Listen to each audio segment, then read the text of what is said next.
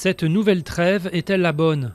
Un cessez-le-feu de 72 heures, accepté par Israël et par le Hamas, est entré en vigueur mardi matin et coïncide avec le retrait de tous les soldats israéliens de la bande de Gaza.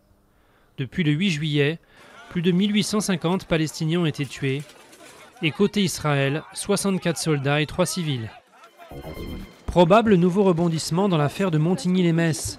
Un troisième suspect, Henri Leclerc, est entendu mardi par un juge et pourrait être mis en examen pour le meurtre de 2 enfants il y a 28 ans, après Patrick Dils, finalement acquitté, et Francis Holm, toujours en attente de jugement. Les charges contre Henri Leclerc s'étaient alourdies lors du procès de Francis Holm en avril, qui avait été alors reporté. Les États-Unis veulent miser sur l'Afrique.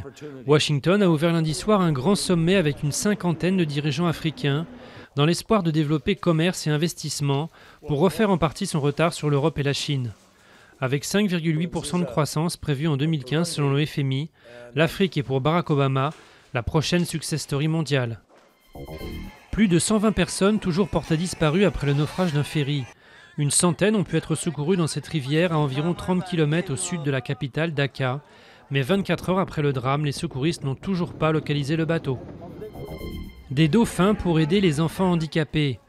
Le fait de toucher ces grands animaux, de les nourrir ou de jouer avec eux a un rôle positif pour ces enfants qui sont plus détendus et qui socialisent plus facilement avec les autres, selon l'équipe de ce programme de l'Aquarium national de la Havane.